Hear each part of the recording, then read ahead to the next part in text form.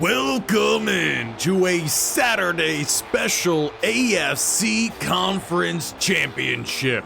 Our Jacksonville Jaguars pinned up against the Miami Dolphins in a battle that pins 1 versus 3. Only one will continue on to the Super Bowl.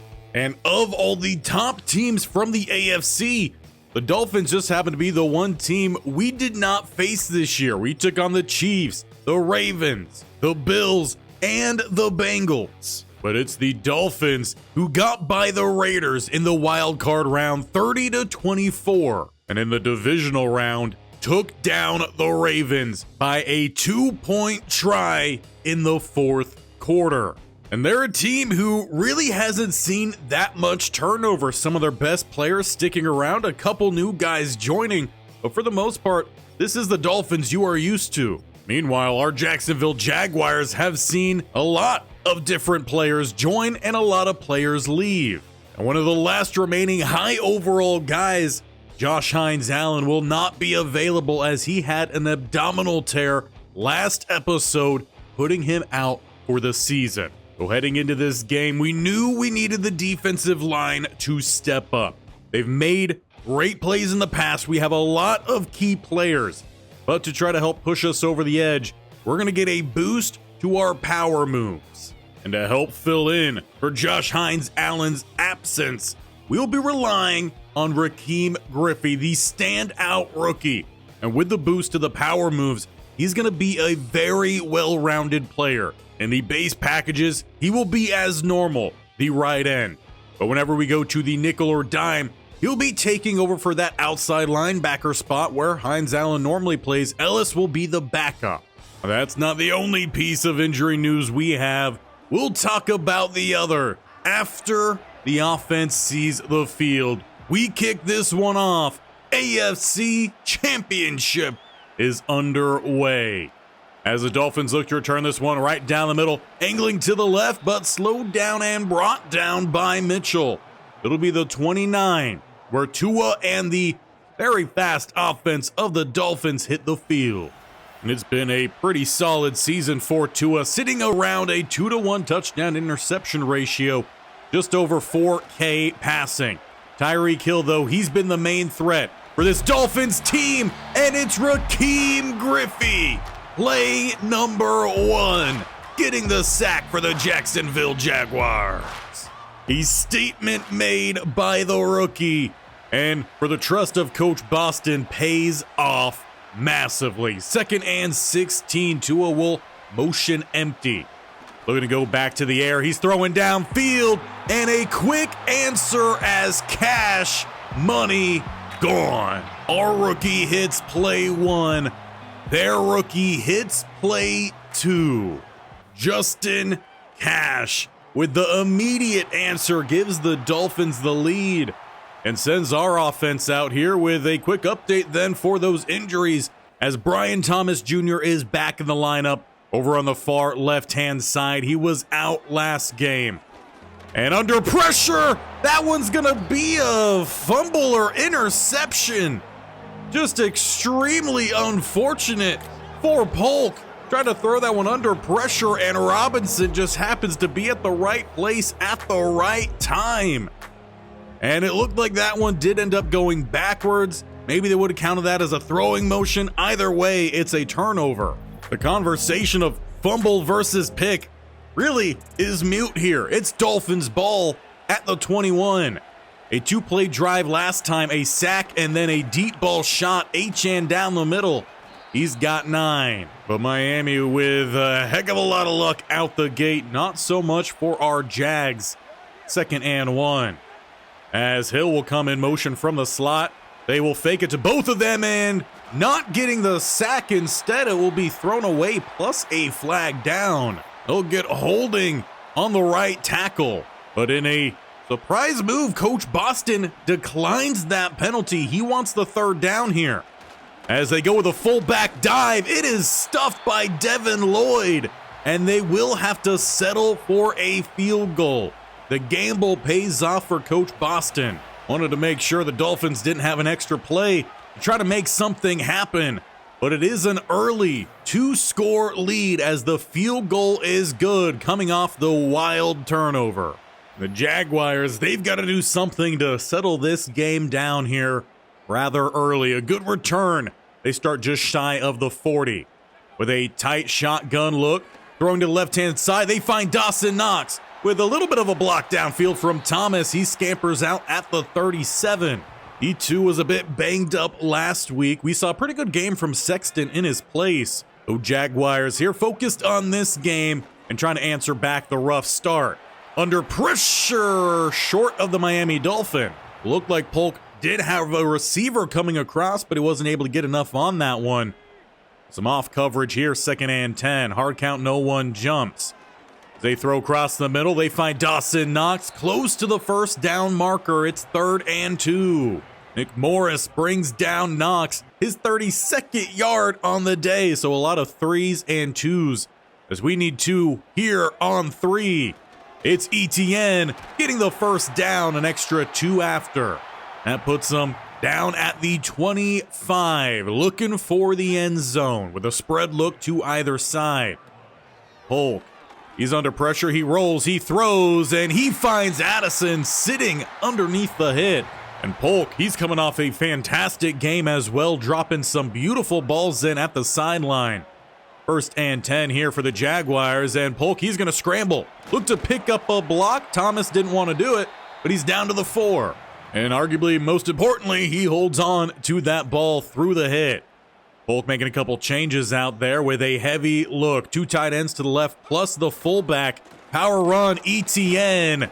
And he is stonewalled. Both defenses doing a great job on short down and distances here. Another 3rd and 2 for the Jaguars. As they've got an open target, Jordan Addison will get the first touchdown of the day for Jacksonville. A great offensive response gets them in the end zone, biting into this deficit, still with about 2.5 minutes to go here in the first. Now Coach Boston just needs to see that momentum from the offense carry over to the defense, get a stop here. Dolphins have scored on every drive so far. Looking downfield and finding their target. It's Waddle to the 50. It was tight coverage from Campbell, crashing down on the deep curl. But Mitch making a great play with the hands as Achane does a limbo for 5. But this is very much a different style offense than what we've seen really in any game that we've had in this series under Coach Boston. Getting to the outside here with a loss of 1. Credit that one to Oluwakin. Honestly, very few teams resemble the speed that the Dolphins do have across the board. A 3rd and 8. Motion all the way across. As they go with the play action. Here comes Walker and Tua trips. Finally tagged down by Mason Smith. You might split that sack between Walker and Smith. But either way, the defense, they get the stop.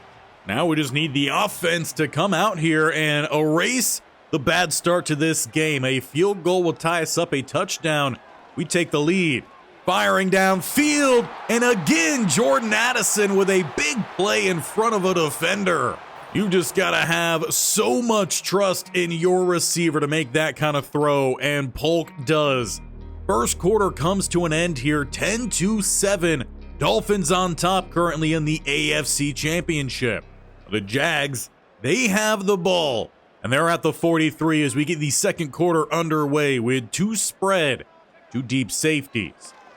Polk, he's going to look to roll out to the right-hand side here. He's got nothing but grass in front of him. Not the fastest quarterback, but he will scamper down to the 30. Sometimes you don't need extremely fast legs when there's so much open space in front of you. Jaguars with the I form. As Etienne tries to get outside, it's just 2. So far, haven't seen much from the running game, though with a heavy bunch here. 3 tight ends to the left-hand side. Hard count, no one jumps. They will go back to the passing game. Throwing downfield, and Dawson Knox with the grab down to the 5. Miami's number 5, Ramsey, gets the touchdown saving tackle, but goal to go for the Jaguars. As they hand it off, Etienne, he gets swallowed up by big old number 99. That is Terrell Drummond, another rookie here for the Dolphins. So both teams having their fair share of key rookies out there seeing some playing time. Rolling out here, and Polk just shy of the end zone, marking him down inside the 1. They'll need a strong push here as it is goal line versus goal line. Travis Etienne does get caught from behind, but not in time. Jaguars, they take the lead, erasing the early game woes and putting them on top here in the AFC Conference Championship. Back over to Miami, now trailing for the first time today. How do they respond? Coming off their first drive that didn't end in any some odd points, they handed off to the fullback for a loss of 2. Devin Lloyd with a strong run defense. In fact, it was really a group effort there. A lot of different players with good push up front and breaking through. 2nd and 12, they'll change up. They're looking entirely with a spread look, and Rakeem Griffey gets his 2nd sack on the day. My oh my, was this rookie class amazing. And you could probably even say that for the Dolphins as well. Good thing Walker back on side as they look to set up the screen. HN trying to stretch it. Jarrian Jones gets the tackle. A 2nd straight stop here from the Jacksonville defense. And it's safe to say the crowd is back behind their Jaguars as the offense takes the field. They're up by 4 now, looking to extend that lead. It's a spread look to start. As again having to bounce outside, Polk will take what he can get, sliding down in front of Ramsey. We haven't seen too much from the pure running game, but when Polk is at a scramble, it's actually been pretty solid for us. At the 32, they go to ETN, who finds a gap. He'll burst forward for the first down. Definitely his best run of the night, not counting the one for the touchdown that was a short run. 1st and 10. And dancing around, Polk will find some space, picking up 2. Far better than the possible loss of yardage they could have had there with the pressure coming down. Tight shotgun look this time. And throwing outside, they've got ETN, who will scamper out, leaving a 3rd and 4. 2:06 left on the clock. By the time the Jaguars would get set, would send us through the 2-minute warning. So a bit of a breather here before the 3rd and 4. And they'll look to set up the screen, getting it out to Travis, and he's got the first down for the Jaguars. Now, Jacksonville does only have 2 timeouts. They had to use one earlier in the game. It was a random one that was called, so we'll see if that does have any effect on this one. Rolling outside, Polk again will scramble. He picks up the first down.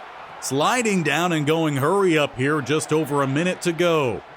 Miami trying to find a way to respond as they've got Addison in the end zone. He holds on, and it's a 21-10 lead here for the Jaguars with about a minute to spare in the first half.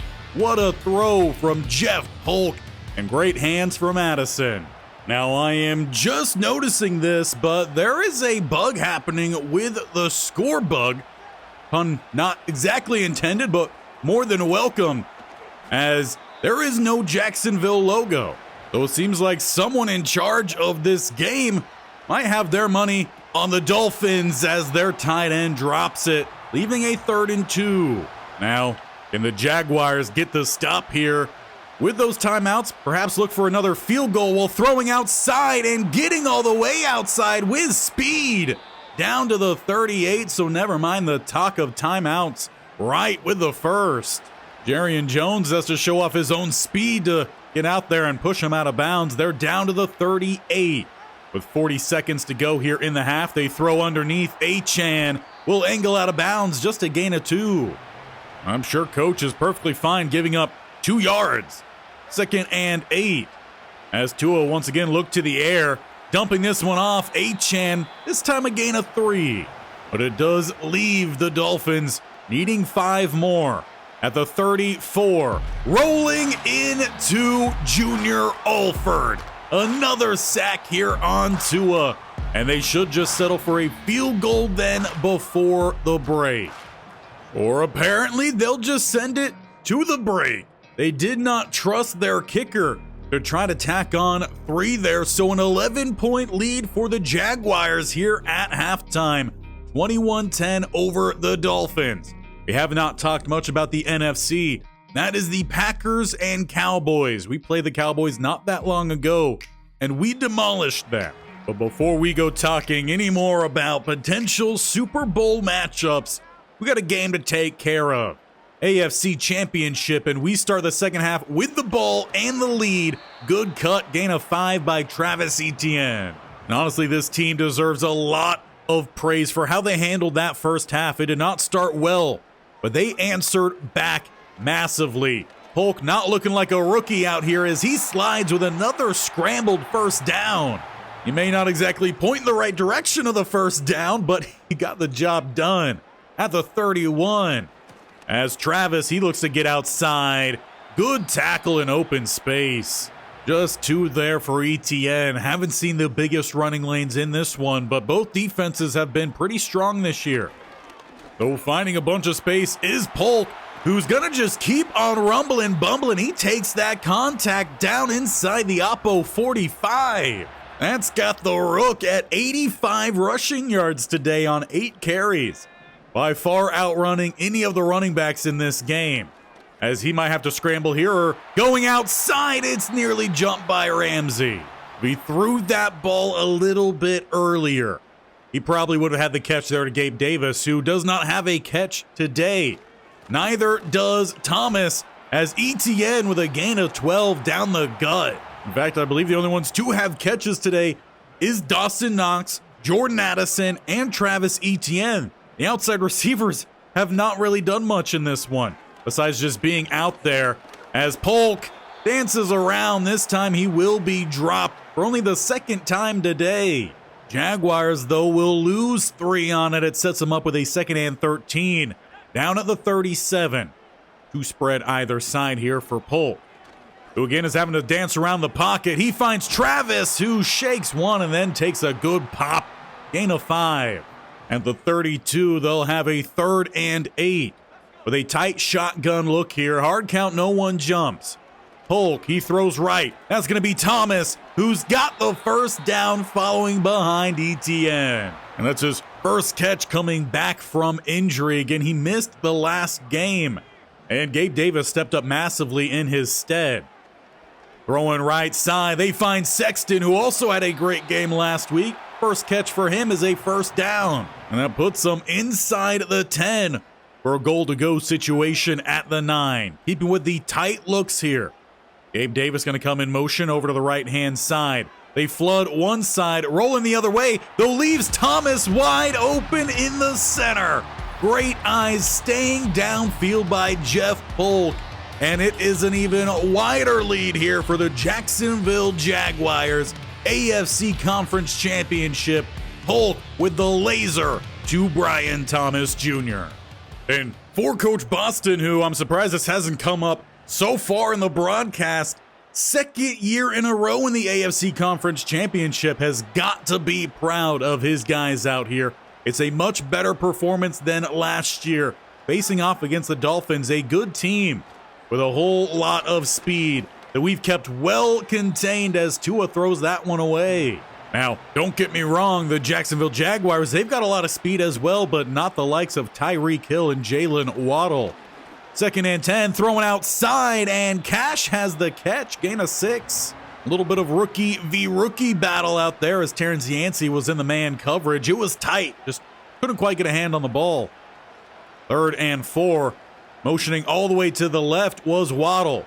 Play action, flooding one side, and Campbell should have had a pick 3 times, but he just didn't want to hold on. Perhaps the AFC Championship is brought to you by Butterfinger or Orville Redenbacher Buttered Popcorn. You take your choice, but we've got the ball here at the 17, up by 18. Etienne cuts back down the middle. He's got 3. I would imagine we would start to see more of the running game here as the game trails on, but if the Dolphins defense keeps locking things up, we might not. Or Polk will just do it himself as he does again. That has got to be at the minimum, his 5th rushing first down. At the 28, they go play action. And looking to go downfield, that one comes out wobbly and in between 3 Dolphins DBs. We get a little lucky there, 2nd and 10.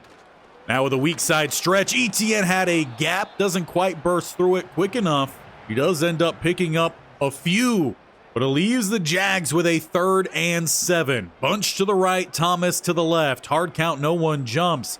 They've got to convert the first down here. They go to Thomas with the grab, but taken down short, as it looks like Sexton is a bit banged up here. We talked about how he's been healthy for the most part this year. And as the Dolphins defense hits the stop, the offense heads off the field. So will be Sexton at the 19. And throwing downfield, trying the one-hand backhand grab. Waddle drops it.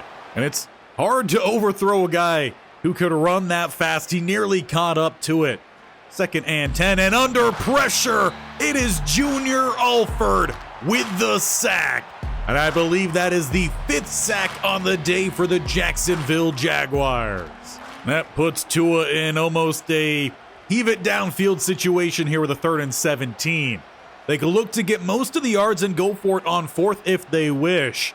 They change up their look, continuing to change up their look. A whole lot of pre-snap motion, but under pressure, Tua, he's going to bail outside, but waiting was Oluwakin to bring him down with a gain of 1. And as the 4th quarter arrives, it will most likely be a punt by the Dolphins, down 18 in the last possible quarter of their season. They need to come alive. Meanwhile, our Jags, they're trying to find a way to get that running game to come alive and drain some clock. As the 4th quarter is officially underway, it's a Travis Etienne run left side for a short gain of 2. Perhaps they just need to find other ways to get some steady yards and get that clock on moving. As they look for the jet sweep here, it's Jordan Addison peeling off the left tackle and takes a big hit, securing the first down. That clock will move. Inside 5 seconds on that play clock. Plus side here for the Jaguars. As they look for a little bit of some WAN blocking, Etienne try to find some space. Another 2. It's definitely not going to be a high efficiency kind of day for the running game, but as long as it's there and doing something, Coach Boston will take it. Etienne outside, but that might have been with a hold as he nearly splits the defenders. This one will be coming back with yellow in the backfield. It's Akeem Ekwonu with the hold and a 2nd and 18. Now we see Levi Brown check in here at running back. He hasn't seen the field that often of late. They look for him on the screen, the former college receiver. He picks up about 7. And now Dawson Knox is banged up too. They already lost 1 tight end. He's going to make his way to the bench. That'll definitely test their depth down to 2 tight ends. Brenton Strange coming in here, left side of the bunch. They obviously have Madison Turner as well, who's played a little bit more fullback for him. And under pressure, Polk will eat this one. They'll let some clock roll and punt this one away. Miami with the stop, and they'll get the ball back. 4:41 to go. They need 3 touchdowns. Looking to go to the halfback screen. Achane not going to outrun Oluwakin. Speed doesn't always work. Sometimes a good angle can outdo it. That's what we see from the veteran linebacker. The 2nd and 7 throwing underneath, and they find Waddle for the first down. Now I am trying to rack my brain here, and I don't believe Tyreek Hill has a catch today. 14 touchdowns in the regular season, but he's been locked down today. The 1st and 10, there's a flag down as Hill drops the open pass. We'll see what the flag is. That should back them up. This time, Coach Boston accepts the penalty as he wants some clock to run, so an extra play works out in his favor this time. As Walker gets some pressure, Ringo with the coverage tips that one away from Tyreek Hill. We'll see late on here how often Tua looks for Hill. They've got a 2nd and 20 back at the 27 with some crossers and another drop pass. I don't know if Miami is just Hearing the footsteps of some defenders out there, but they look antsy across the board. 3rd and 20. They don't need it all here, but they're going for it all, and Campbell drops another pick. That one intended for Justin Cash. But this might be for the game. 4th and 20 with about 3:20 on the clock. Tua's got to have the first down here if the Dolphins have any chance of making something happen late. Throwing downfield, and Terrence Yancey gets the pick. He's weaving back to the left. Great pursuit, though, from Achane. Takes him down at the 36. Jaguars can look to run some clock as the rookie picks off Tua, what should be the nail in the AFC Championship. We've just got 3:11 to run off the clock as Etienne goes down the middle. He picks up 3. Drummond, the rookie, gets the tackle, and this clock is moving. Ticking closer to 2.5 here. Snapping the ball there and bouncing to the outside. Polk will take this himself. He did not like the option pass they had on the outside. Honestly, that's just a very heads-up play there from the rookie. Sets up a 3rd and 1 inside the 2-minute warning. As Polk is making some changes out there, trying to make sure they've got the blocks. Etienne will burst through, picks up another one, and he peels up. He didn't want the touchdown, but the Dolphins push him in. They'll just tack on some points here as this game has come to a close. Miami, they had a great first 5 plays. Unfortunately for any Dolphins fans, they forgot to show up for the rest of the game. Jacksonville responded to the early turbulence, and they did not look back. Passing was open, the running game was shut down, but Jeff Polk responded by running for nearly 100 yards himself. We didn't see that much from all the receivers, but the few that did, they hit big, and the defense shut down the speed of the Miami Dolphins, and that is their biggest threat. But ultimately, I think we had 2 rookies be the MVP of this game. On the offensive side, Jeff Polk, what a game. 200-ish yards passing, 3 touchdowns. He hit 83% of his throws, and when he wasn't hitting those throws, he was scrambling for 98 yards on 11 scrambles. He didn't have any designed quarterback runs today. It was just, if the play didn't happen to unfold well for us, he found something and made it work. And defensively, give me Rakeem Griffey, the D lineman who could play inside, outside, and apparently outside linebacker as well. He had 3 tackles in this game, all of which were in the backfield, and he had 2 sacks. He was all over the Miami front, and the DBs, they did a great job today. Tyreek, who I believe was an 1,100-yard receiver this year, 14 touchdowns in the regular season, held catchless. Both he and Waddle were 1,000-yard guys, and we shut them down. I mean, Waddle had a few catches, the first down apiece, sure, but outside of the one big grab from Justin Cash that really was just a lucky play, they really didn't get much done at all. And that means we are headed to the Super Bowl. But who are we going to be facing in that Super Bowl? Well, that would be the Dallas Cowboys, a team we played only a handful of games ago. And if you need a little bit of a reminder of how that game went, it did not go too well for the Cowboys, 24-6. We didn't have to do a whole lot in the first and the fourth quarter. We took care of business in the middle half of that game, taking down the Cowboys with a day that honestly didn't go all too well for Jeff Polk. 50% complete, 2 interceptions, a touchdown, but we picked off Prescott 3 times, and he only had 54%. It was honestly a Travis Etienne kind of day, and he just got basically shut out in this last game, so I'm sure he'll be hungry for the Super Bowl. And I hope you are too. Super Bowl will be on Wednesday. Yes, I'm gonna make you wait until the normal upload day. Unless you guys surprise me with a massive amount of likes on this video, then maybe we'll have something else for you at the end of this week. But if not, we'll see you Wednesday, where we'll have the Super Bowl against the Cowboys. In the meantime, you've got on Monday and on Fridays, the Stanford Cardinals series, and they too are headed to the playoffs or postseason. Pac-12 Championship on Monday against the Washington Huskies. Cha-Cha Vaz, he's on the verge of getting his call up from AA to AAA. That series Tuesdays and Thursdays. And then as mentioned, we'll have the Super Bowl on Wednesday.